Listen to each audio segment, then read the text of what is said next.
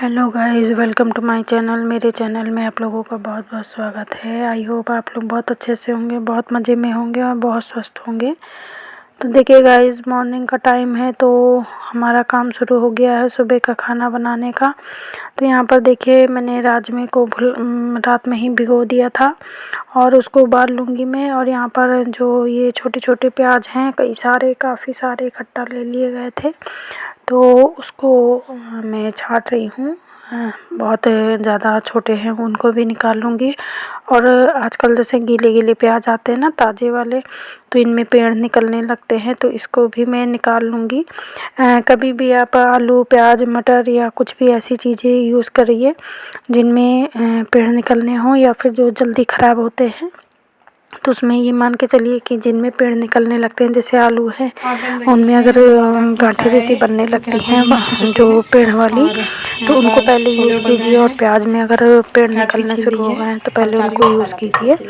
तो उससे क्या होता है कि ये जल्दी ख़राब नहीं होते हैं। अगर हम इनको छोड़ देते हैं तो ये अंदर अंदर खोखले होने लगते हैं और उनके पेड़ बढ़ने लगते हैं। तो जितना पेड़ बड़े होंगे उतना ही ये खोखले हो जाएंगे अंदर से। तो इस तरह ना प्याज ख़राब हो जाती है।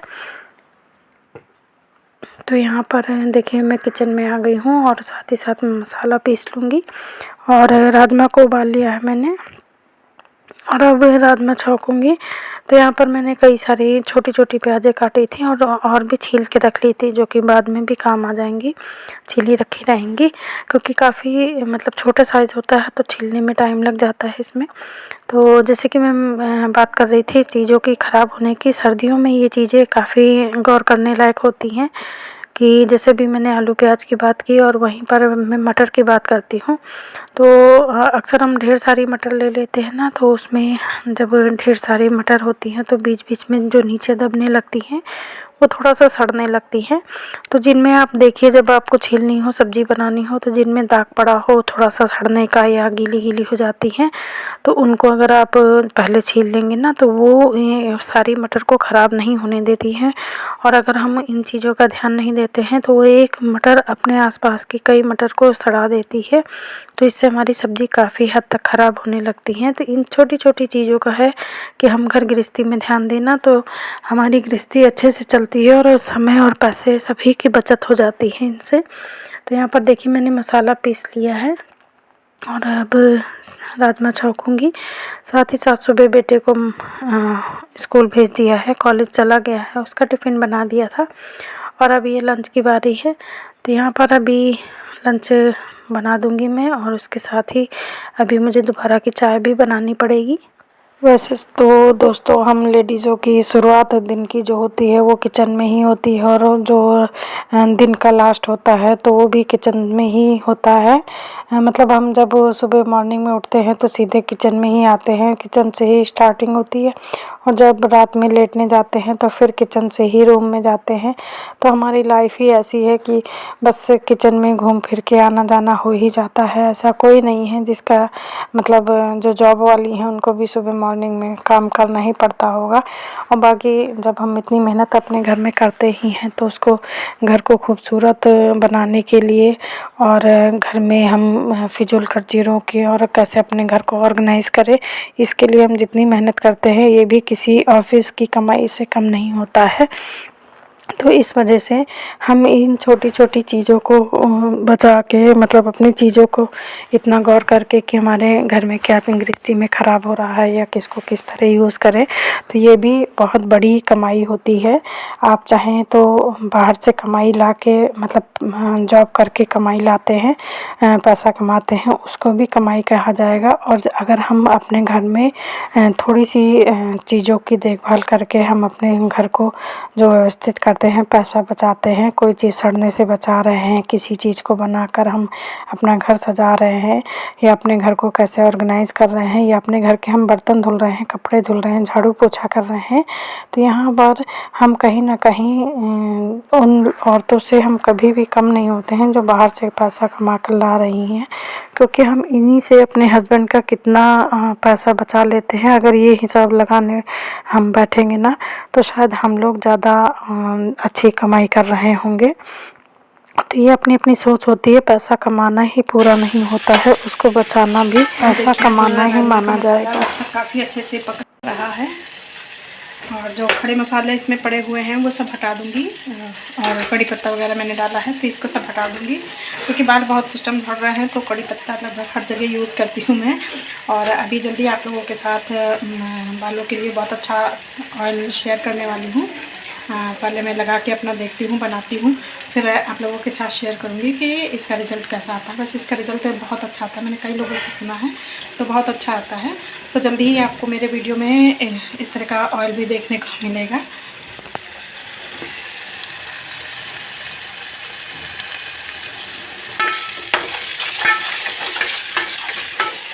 और अभी मुझे ये काम कर लूँ तो उसके बाद छत पर जाना है।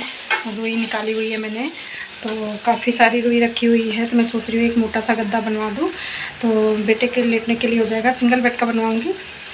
हस्बैंड का मन तो था कि ये डबल बेड के फिर से नए गद्दे ले लेते हैं, तो मैंने कहा उनको रेडीमेड ले लेंगे, पर घर में काफ़ी सारी रुई रखी है, रजाई वगैरह खुली थी और एक पुराना गद्दा था वो भी मैंने खोल दिया था, तो उसको भी ऊपर छत पे धूप में डालना है और धूप में डाल के थोड़ा सा वो सॉफ्ट हो जाएगी, अच्छी सी हो जाएगी, महक हट जाएगी, तब फिर उसका गद्दा बनवाऊँगी।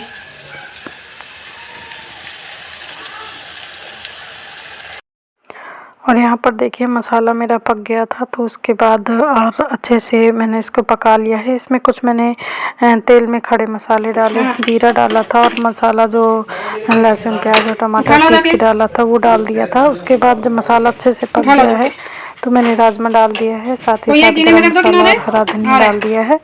तो मेरे लंच के लिए जो राजमा है बनकर तैयार हो गया है। चावल पहले ही बन गया था, तो आप लोग भी आ जाइए लंच करने के लिए। तो यहाँ पर राजमा चावल बन गए हैं, अब रोटी की बारी है। तो अब हस्बैंड जी नहा के आ चुके हैं और खाना खाएंगे, तो अब मैंने यहाँ पर रोटियाँ सेकना शुरू किया है और वो खाना खाने आ रहे हैं। ज़्यादातर ऐसा होता है कि मैं मॉर्निंग में सब्ज़ी चावल पहले बना लेती हूँ, आटा लगा कर रख देती हूँ, और जब हस्बैंड नहा धो के पूजा वूजा करके आ जाते हैं तो फिर रोटियाँ गर्मा गर्म सेकती हूँ और उसके बाद फिर मैं टिफ़िन लगाती हूँ, क्योंकि टिफ़िन में तो फिर ठंडा खाना ही तो मतलब मिलता है, वो सुबह का बना हुआ फिर दोपहर में जब खाते हैं तो वो मज़ा नहीं रह जाता है। तो इस वजह से मैं सुबह मॉर्निंग का खाना हमेशा गर्मा गर्म देती हूँ। पत्ती कौन खा नीली पत्ती कौन नीम की कौन पे सामने पेड़ लगा है मुझे तुम कह सकती हो उसको किसी से तुमसे पहले जाते हैं तुम्हारे साथ आते हैं। ये खाने के लिए नहीं है, आलू चकिया खाने के लिए नहीं है वो।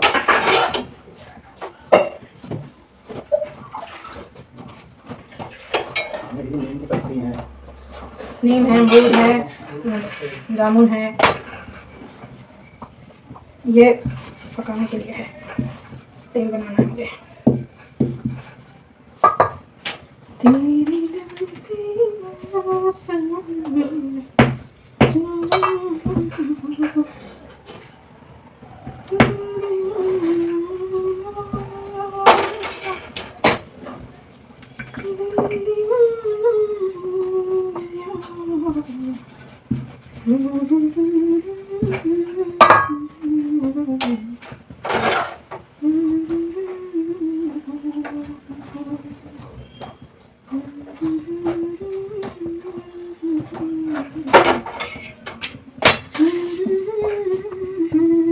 और यहाँ पर मैंने कुछ गुड़हल की पत्तियाँ तोड़ के रखी थी। जैसा कि मैंने बताया कि मैं अब बालों के लिए एक हेयर ऑयल बनाने वाली हूँ, जो कि घर के सरसों के तेल में मैं इसको बनाऊंगी। तो उसमें मैं कई सारे चीज़ें डालूंगी, तो उसी के लिए मैं पत्तियाँ तोड़ के लाई थी कि अब से शाम तक जैसे मौका मिलेगा मैं तेल बना लूँगी।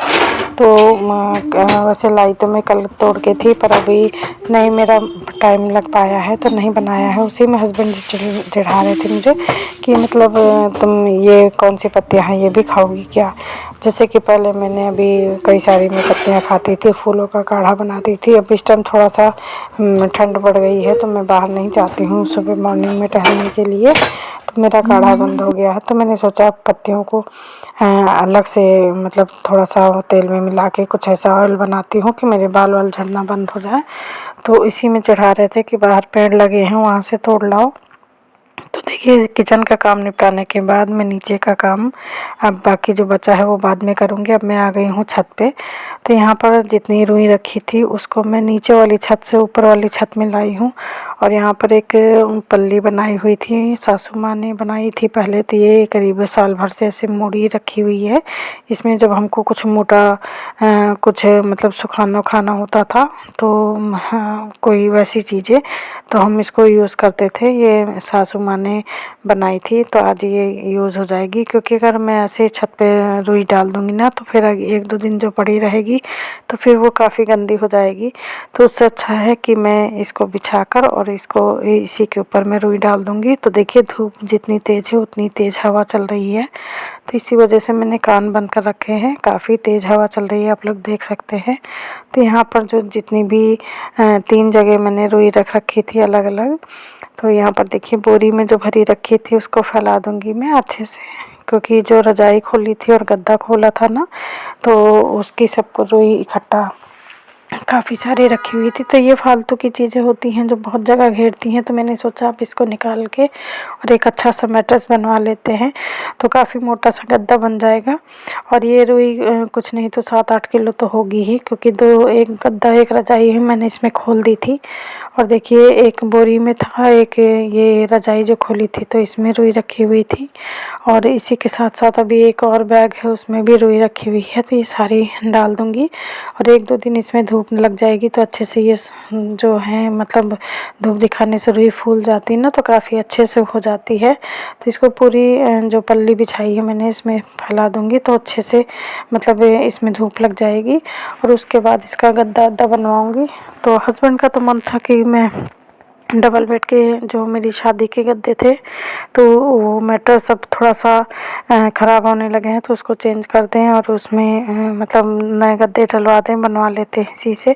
बट मैंने कहा कि नहीं, उसके रेडीमेड एक जैसे दोनों ख़रीद लेंगे और इसको ऐसा करते हैं कि हम बेटे के लिए सिंगल बेड का मोटा सा गद्दा बनवा देते हैं तो वो भी काम आएगा। हमेशा से एक बार अच्छे से चीज़ बन जाती है ना तो वो सालों साल काम करती रहती है। और इसके साथ ही साथ मैंने तख़्त में जो हम लोग छत पे गर्मियों में लेटते हैं तो वो पतले पतले गद्दे बनाए हुए हैं, वो भी रुई के हैं। तो उनको सबको हटा दूँगी, क्योंकि जब रखने की जगह नहीं होती ना तो एक बहुत अच्छा सा सरल सा उपाय होता है कि आप एक गद्दे के ऊपर कई गद्दे बिछा दीजिए। मतलब बहुत ज़्यादा नहीं, पर यह है कि अगर पतले पतले हैं तो 3-4 चीज़ें बिछा दीजिए उसी में, तो इधर उधर कहीं रखना नहीं पड़ता है। अगर कोई आ जाए ना तो वहीं से निकाल के और उनको बिछाने को दे दो। तो मैं तो ऐसे ही करती हूँ। तो इससे ना दीवान और बेड ज़्यादा भरते नहीं हैं, मतलब उनकी जगह पर कुछ दूसरा सामान आ जाता है।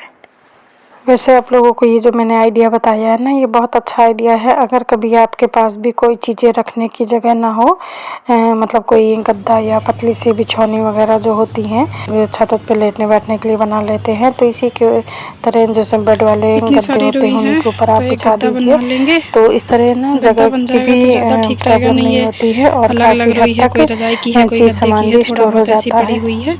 और कुछ रजाई रुई तो मैंने यूज़ भी कर ली थी, पिलो विलो में डाल दी थी और कुशन कवर बना लिए थे मैंने। बट अभी ये काफ़ी सारी है तो इसी में और रुई मिला के और फिर अच्छा सा 10-12-15 किलो का गद्दा बनवा लूँगी तो ज़्यादा ठीक रहेगा। रुई भी यूज़ हो जाएगी और उसके बाद जो पतले पतले मैंने गद्दे बना रखे हैं, मतलब बिछे हुए हैं जो पहले हम लोग छत पर बिछा के लेटते थे, तो वो गद्दे भी अलग हटा के रख दूँगी या किसी को देना लेना कर दूँगी। तो एक मोटा सा गद्दा बन जाएगा तो ज़्यादा यूज़ हो जाएगा। और छत पर रुई फैलाने के बाद और थोड़ी देर धूप सेकने के बाद मैं फिर से नीचे आ गई हूँ। तो यहाँ पर देखिए ये चावल ख़रीदे गए हैं जो कि बासमती चावल हैं। तो ये पापा ने हम तीनों लोगों को दिए हैं। तो ये करीब 10-10, 15-15 किलो के हैं, 15 किलो तक होंगे। और अभी कह रहे थे कि कुछ दिन ये यूज़ करो उसके बाद और मतलब ले लिया जाएगा, तो इसी को बनाने को कहा गया है। तो यहाँ पर अब देखिए इसके लिए मैं बर्तन खाली करूँगी। तो जो पुराने चावल हैं वो थोड़े ही बचे हैं तो वो तो घर के हैं, उसको खाली करके और उसी बर्तन में इसको पलट दूँगी, मतलब जिस बाल्टी में मैं इसको रखती हूँ। तो उसको मतलब खाली कर लूँगी और बिन के उसको बनाने के लिए रख लूँगी और बाकी अपने घर के लिए मतलब जो यूज़ करूँगी। और ये वाले वाइट वाले ये मेरे घर के हैं। और उसके बाद ये बाल्टी खाली की है तो इसमें ये बासमती वाले चावल डाल दूँगी। मतलब अभी मैं बासमती नहीं बनाऊँगी, अभी 3-4 दिन का या मतलब कुछ नहीं तो हफ्ते भर का है ये चावल जो पुराना वाला है, तो इसको खर्च कर लूँगी। उसके बाद बासमती चावल बनाना शुरू करूँगी। तो यहाँ पर इसको स्टोर करके रख रही हूँ। पुलाव वाले हाथ लगाते बासमती कहते हैं। हो गया।